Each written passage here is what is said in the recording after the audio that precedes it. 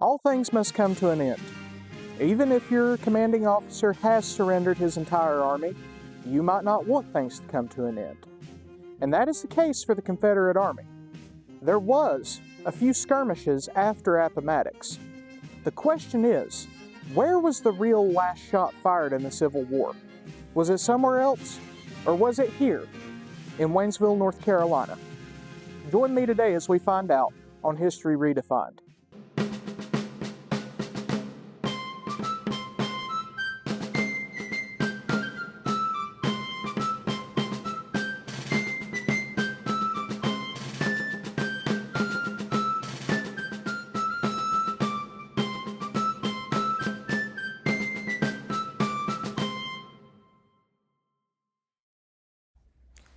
William Holland Thomas was in charge of a legion of troops that were comprised of Confederates and Native Americans. This is because Thomas was also a principal chief of the Eastern Band of Cherokee Indians. Not knowing that Lee had surrendered already, Thomas's legion, under the command of Lieutenant Robert T. Conley, attacked a group of Union troops under command of William C. Bartlett.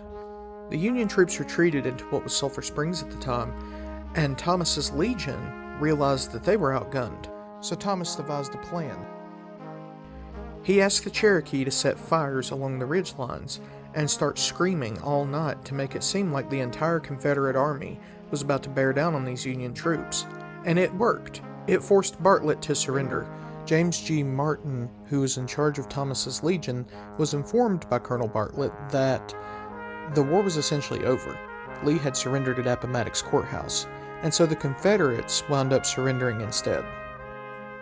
For years, it was argued that the few shots fired in that skirmish were the last shots of the Civil War.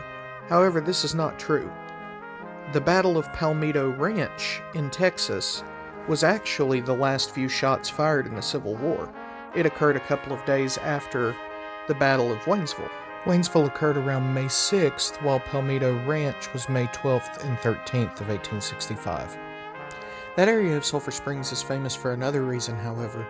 It is believed that future President Woodrow Wilson would have visited the White Sulphur Springs Hotel, thinking, like most people, that sulfur water had some kind of medicinal properties, and would have come to relax and better his health. All that remains now is an open field and a small gazebo from the old hotel. But there are some who claim to have found artifacts from the battle itself. It is an honor to be here with my dad, Darrell Caldwell. Thank you for doing this. I'm happy to be here. So what exactly have you brought us today? This is it's a wickless cannonball that was used on naval ships during the Civil War. Is that safe to have? Yes, it's not live artillery. There's no wick. It was used on ships. And when the South ran out of ammunition, they brought them up here to use as the war was continuing. So how exactly did you find a cannonball? Was it out in this field? No, it's actually up the road at a monument. My brother found it while he was digging for worms to go fishing with, and he found it in 1965. So do you think it could actually be the last shot fired east of the Mississippi? Not a lot of way to prove that, but it's the only one that's been found so far in that area. Fair enough. Here is the monument outlining the actual Civil War battle.